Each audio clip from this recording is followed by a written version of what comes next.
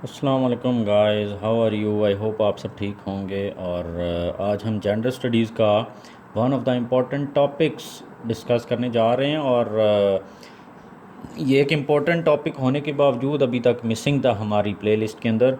तो मैंने जब देखा तो मैंने कहा ये तो बहुत इम्पोर्टेंट टॉपिक है, तो आज हम इसको डिस्कस करेंगे। और I hope I will try my best कि मैं आपको हर एक एंगल से इसको आपको समझा दूं, ताकि बाकी लेक्चर्स की तरह ये भी आपको समझ आ जाए। तो let's start the topic, multi disciplinary nature of gender studies. Multi disciplinary nature क्या है जेंडर स्टडीज़ की? तो उसको समझने के लिए सबसे पहले हम देखेंगे what is multi discipline. Multi discipline से भी पहले हमें पता होना चाहिए कि व्हाट इज़ डिसिप्लिन, डिसिप्लिन क्या होता है। तो देखें, हम किसी भी सब्जेक्ट या किसी भी एक ब्रांच ऑफ नॉलेज को जो है वो डिसिप्लिन बोल रहे हैं। तो फॉर एग्ज़ाम्पल जैसे इकोनॉमिक्स एक डिसिप्लिन है, लिटरेचर एक डिसिप्लिन है, सोशल साइंसेस एक डिसिप्लिन है, इस्लामिक स्टडीज़ एक डिसिप्लिन है।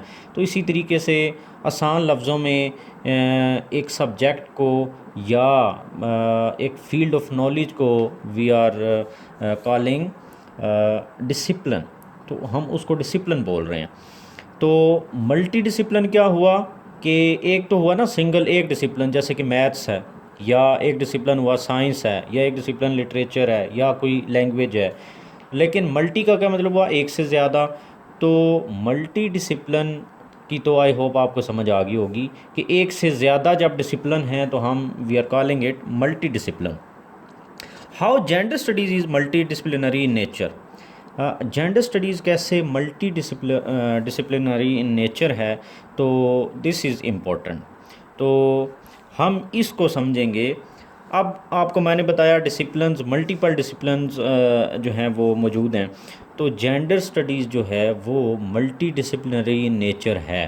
और क्वेश्चन आया था कि multi disciplinary nature of gender study जो है आपने उसको डिस्कस करना था एग्ज़ाम के अंदर। तो बेसिकली क्या है कि हमने what we are suppose to understand is कि डिफरेंट डिसिप्लिन्स के अंदर एक जेंडर को किस तरह पढ़ा जाता है। What is the role of a gender in multiple disciplines, whether it is economics, whether it is literature, whether it is social sciences, Islamic studies, history, politics, whatever is the discipline। तो उसके अंदर what is the role of gender। देखें ना, अगर किसी भी जगह पर किसी चीज़ का रोल होगा तो उसको पढ़ा जाएगा। किसी की कोई इम्पोर्टेंस होगी, कोई उसकी वैल्यू वहाँ पर ज़रूरत होगी, तो उसको वहाँ पर पढ़ा जाएगा या समझा जाएगा या उसके बारे में बात की जाएगी। अगर उसका वहाँ पर कोई रोल नहीं है तो फिर उसके बारे में ना तो पढ़ने की ज़रूरत है ना समझने की ज़रूरत है। फॉर एग्ज़ाम्पल एक इकोनॉमिक्स एक डिसिप्लिन है। तो इकोनॉमिक्स के अंदर जेंडर्स के डिफरेंट रोल्स हैं। फॉर एग्ज़ाम्पल एक पेट्रियार्कल सोसाइटी के अंदर, जैसे पाकिस्तान है या बाकी ट्रेडिशनल सोसाइटीज़ हैं, इंडिया है, बांग्लादेश, इस्लामिक वर्ल्ड, तो वहाँ पर क्या है, जेंडर का एक रोल है कि male gender is suppose to earn money, और वो घर से बाहर जाएगा इसलिए। And female women is supposed to remain behind the four walls और in the house या होम। तो वहाँ पर वो घर में रहेगी और वो घर। अब जो रोल मेल और फीमेल जेंडर का डिफ्रेंशिएट किया गया क्या है कि जो इकोनॉमिक अर्निंग का जो रोल है वो मेल के साथ, और नॉन इकोनॉमिक जो रोल है वो फीमेल के साथ है। तो जब हम इकोनॉमिक्स के अंदर जेंडर को पढ़ेंगे तो वहाँ पर क्या होगा कि मेल जो है वो पैसे कमा रहा है, तो व्हाट इज़ द रोल। तो इकोनॉमी के अंदर जेंडर स्टडी कैसे की जा रही है कि इकोनॉमी का जो डिसिप्लिन है वहाँ पर मेल जो है वो पैसे कमाता है, और फीमेल हमारे जैसे ट्रेडिशनल जो हैं वहाँ पर क्या है, घर में रहती है। बट दूसरी तरफ अब वेस्ट की तरफ देखा जाए तो वहाँ पर भी डिफरेंट रोल्स हैं कि अब वहाँ पर किसी हद तक इक्वालिटी आ गई कि मेल और फीमेल दोनों ही घर से बाहर जा रहे हैं, पैसे कमा रहे हैं, इकोनॉमिकली इंडिपेंडेंट हैं, और दोनों ही एक दूसरे से इंडिपेंडेंट हैं इकोनॉमिकली। तो क्योंकि वहाँ की जो सोसाइटी अब डिफरेंट है, तो वहाँ पर जब हम इकोनॉमी को पढ़ेंगे तो मेल और फीमेल का रोल वहाँ पर हमें समझ आएगा। तो इकोनॉमी के अंदर आपने देखा कि किस तरह जेंडर को स्टडी किया जा रहा है, कि वेस्ट के अंदर जेंडर जो है वो इकोनॉमी के अंदर कैसे स्टडी हो रहा है, और इसी तरह के साथ यहाँ पर कैसे। तो ये इकोनॉमी का एक क्या था, डिसिप्लिन था। सिमिलरली लिटरेचर है, फॉर एग्जांपल हम पोइट्स की बात करें तो पोइट्स जो हैं वो अपनी पोइट्री के अंदर सॉरी वो बात करते हैं जब तो मेल के पर्सपेक्टिव से जब बात करेंगे तो कुछ और करेंगे, फ़ीमेल को जब वो उसके बारे में कुछ लिख रहे होंगे या वो उसको सामने रख के जब अपनी कोई परसेप्शंस बना रहे होंगे तो वो उनका अंदाज़, उनका लिखने का अंदाज़ बयां और वो that would be different case. तो ये हो गया। सिमिलरली सोशल साइंसेज हैं। अब सोसाइटी के अंदर जब आप देखते हैं कि एक मेल का रोल क्या है, एक एक सोसाइटी के अंदर, एक माशरे के अंदर, एक कल्चर के अंदर, what is the role of male, what is the role of female, तो इस तरीके से आपको पता चलेगा कि वहाँ पर जब आप सोशल साइंसेज पढ़ते हैं तो फिर आप मेल का रोल और फीमेल का रोल कैसे पढ़ते हैं और वो उनका क्या क्या काम है वहाँ पर उस सोसाइटी के अंदर। तो सोशल साइंसेज के अंदर भी आप जेंडर, इसका मतलब जब वहाँ पर रोल है तो आप जेंडर स्टडीज़ को वहाँ पर भी पढ़ते हैं।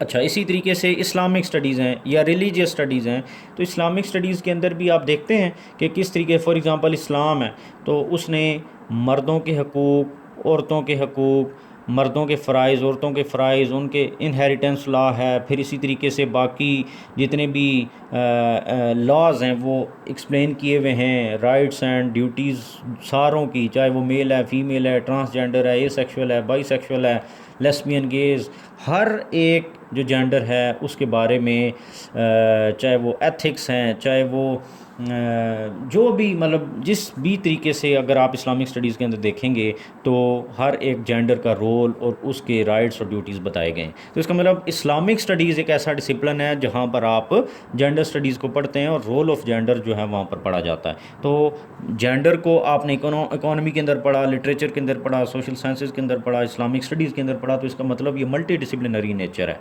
सिमिलरली हिस्ट्री है, हिस्ट्री के अंदर का आप फॉर एग्ज़ाम्पल एक वॉर्स की एग्ज़ाम्पल ले लें, तो जब आप हिस्ट्री पढ़ते हैं सब कॉन्टिनेंट की या इसी तरीके से मुस्लिम वर्ल्ड की या सेंट्रल एशिया और जहाँ तक ये सारा कुछ था, तो क्या हुआ कि मेल जो थे वो शुरू से ही जो है वो प्रीडोमिनेंटली जो है वो डोमिनेट करते हैं। फ़ीमेल जो है वो क्या है, वो सबऑर्डिनेट है और वो हमेशा से ही घरों के अंदर रही है और उसको स्लेव बनाया गया है और उसको यूज़ किया गया है। तो हिस्ट्री के अंदर जब आप देखते हैं, इसी तरीके से वेस्ट के अंदर अगर आप देखें तो हिस्ट्री के अंदर आपको क्या मिलेगा, जो वाइट वीमेन थी वो उनकी ज़्यादा एक्सेप्टेंस थी इन सोसाइटी के अंदर। फॉर एग्ज़ाम्पल सबसे पहले जब suffrage rights movement, first wave feminism के चलाई गई तो वाइट वीमेन जो थी उनको राइट टू वोट दिया गया।